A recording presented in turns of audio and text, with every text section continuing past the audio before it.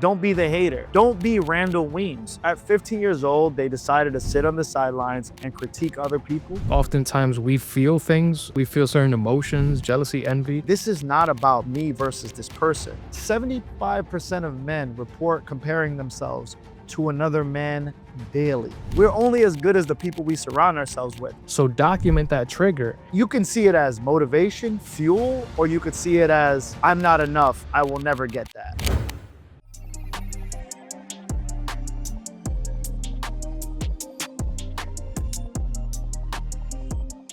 Jealousy is also a benchmark to let you know what your baseline is and how to level up. It's not just a benchmark, I'm sorry. It's not just a benchmark. It is headlight of light that's showing you through the fog. It's showing you the way.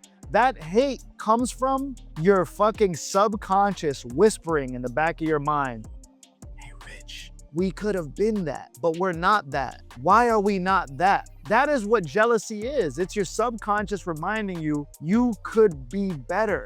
You hate that guy because you're not him. Not because you hate him. It's your potential whispering to you. That's what hate is. It is a fucking high beam looking through the fog that is doubt, bro. I know the feeling, you know the feeling. And when you get to that other side, Rich, it's such a beautiful, I wish everyone could feel the feeling. It's beautiful. Actually, you share this video with me. You've probably shared it with me 8 times. You know what I'm gonna say. Adesanya, what did he say when he said, like, the glory of knowing that I could die out here? It is, I wish somebody could feel this feeling. There's no better feeling. What do you think he meant when he said that? And I know I fucked the quote up. Nah, yeah, he was fighting a dude, I forgot his name, but he was said in the fight last round, he said, I'm prepared to die. And he also said, I wish people could feel this feeling. It's such a glorious feeling. Yeah. What do you think he meant when he said that? Bro, an out-of-body experience. Like, he was just ready to go out on his shield no matter what the result was. But that's the difference between someone who, like you said, who's in the arena taking action at the highest level, while the other dude is at the couch eating potato chips, watching the pay-per-view. You know what I mean? You get revved up. Richard Sanchez, you get revved up when you get excited when you see quotes like that. You want to know why? Because you've been on that other side, bro. It's a glorious feeling. Oh yeah, bro. Listen, I love overachievers. I love anyone who's doing incredible things. I love people who just have this sort of like out-of-body experience where they're just above themselves as like a human being. Like, I love moments like that. How do you dial that knob? Just like, if it's too high, you become a hater, right? You're just jealous of everyone, jealous of men, the world, everyone doing better than you.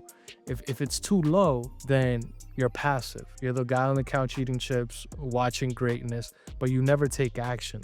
So I think it'll be helpful for us to like figure out, like, how do you dial that knob? Right, yeah. You know what I'm saying? Like, there has to be a middle ground where, like, because we're saying a little bit of jealousy is healthy. That's how you measure the baseline of where you're at and what you can become, looking at the person who does have what you have, right? And if you're not jealous enough, then it feels like you're not a person who's non-action and who's not working towards anything. So like, what's the middle ground there? I think the middle ground and the greatest starting point for a young man who feels motivated. You could call hate what you want to call it. It depends on what label you put on it. But if your body perks up at the idea of someone having something that you want, you can see it as motivation, fuel, or you could see it as, I'm not enough, I will never get that. That is the split decision that you make with yourself based on how you see the fucking world, bro. You decided a long time ago that I'm not capable of having more. And you either play the victim, you play the fool, you play the fucking boggle, you're just lazy, you don't like doing anything, and you've already accepted before the race started that your leg hurts too much, I can't run.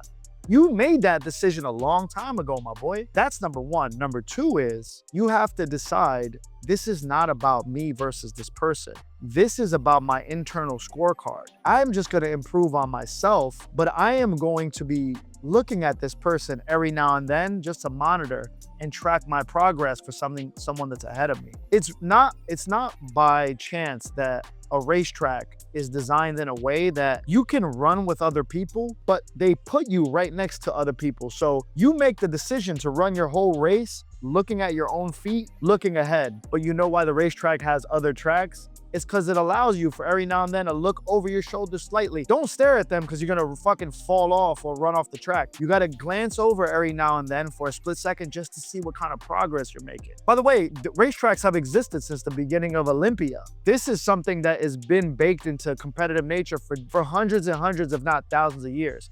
That's not a coincidence. Life is the same exact way. You run your race, you look down at your own feet. You're only as good as the preparation you did before you got to the race. And now you get to find out where you're at, where you stack up against other people. So number 2 is internal scorecard. Know what you did to be in this position and know what you gotta do in order to improve. And every now and then, glance at the person next to you. I don't think it's any coincidence, Rich, that we had research that we pulled in our pre-show meeting. 75% of men report comparing themselves to another man daily. I'm gonna say that again. 75%. That means 3 in every 4 men wake up, brush their teeth, and think about how other men are doing better than them. You know who the other men are? The motherfuckers who are in denial. They lied when they did that survey because they too wake up thinking about other men, but they quit. So my Justin research says 100% of humans wake up and compare themselves to other humans. And by the way, there's nothing wrong with that. So I hate to go on a rant about your question, but I do think that's the solve. You have to have an internal scorecard. You're really not competing with other people. You're competing with your potential. And that fucking feeling that you feel of shame, it's really your body reminding you, damn, we could be doing a lot more. Yeah, well, I think that's incredible. I mean, it sounds cliche, but I think what you're really saying is like it's really just a mindset shift and how you really view jealousy and envy and the benchmark of where you're at compared to where you want to be. And I do agree with you. I feel like it's you internalizing your own insecurities. You sort of have to reshift your mindset. Like you say this often, and I feel like we probably say this once every episode, but getting rid of the victim mentality, bro, and getting out of that negative victim loop is so pivotal, because you could look at any situation in a negative aspect and say to yourself, I'm not good enough. I look at this person, they have more than me. I'm not good enough to be where they're at. Or you could look at someone who does have more and be like, damn, one day I'm gonna get there. I may not be there now, but one day I'm gonna get there.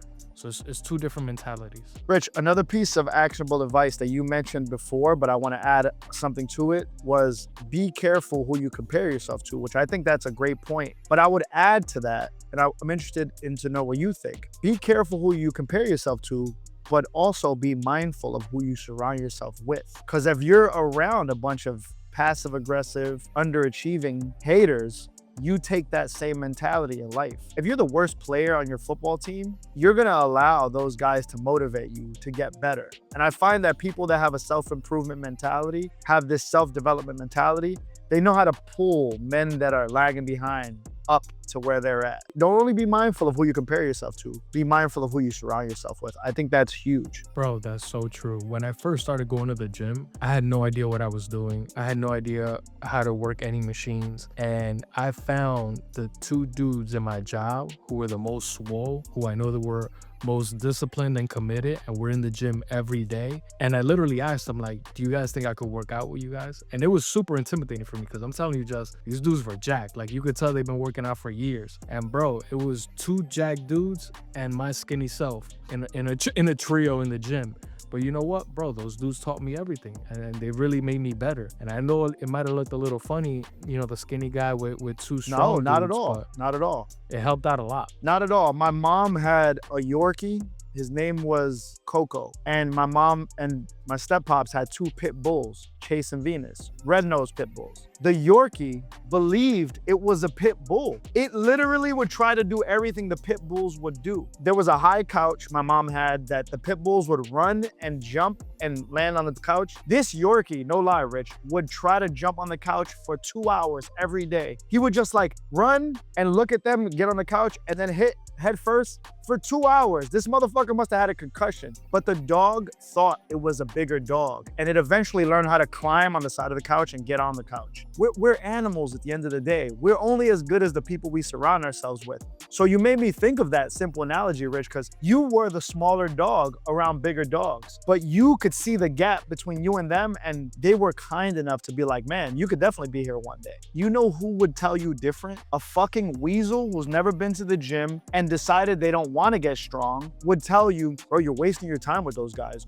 You know, genetically, we're not built like them, so we can't develop the muscle they got. And the way that society has positioned us, it's these motherfuckers at 15 years old, they decided to sit on the sidelines and critique other people that turn into these grown men that try to stop a young Rich who's hanging out with the meatheads to not be great. Why did you want to be stronger, Rich? What was it that drove you to want to be stronger? Yeah, I mean, I was single at the time, so I was in pursuit of a woman. I wanted to be in a relationship, and God damn it. Yeah, I wanted to be the best for my future girlfriend, wife, etc. So that's when I really started working on my physical. So you have a current career path, and I'll leave the company name out, but if you wanted to be more financially stable and build your wealth and your portfolio of wealth, you're in a position right now in your life, Rich, that you're probably 1 or 2 group chats or conversations away from getting some real good information on how to make more money. If you were surrounded by a bunch of guys that were just fucking bona fide haters and just hated on anybody who had money, you don't have access to the resources and information of how to get what you want. You just admitted and accepted that you're a victim. There's a character, I don't know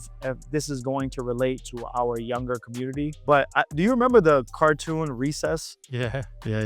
Recess, it's about a group of kids that they're almost like constantly doing funny side missions to be young, wild, and crazy during recess. And it was a tribe of guys and girls that were like really cool, and they worked together to do fuck shit. And then there was a character. His name was Randall Weems. He was a little frail redhead that looked like he was always snitching on everybody. And he just hated on the recess kids so much because he wanted to be a part of that group, but he couldn't be because he didn't accept the fact that he was the one that would have to start at the bottom. So he chose an alternate route. He would snitch on them every episode. And he had this really like cornball, weasel ass fucking energy. And that's how I see a lot of these guys that choose that path in life.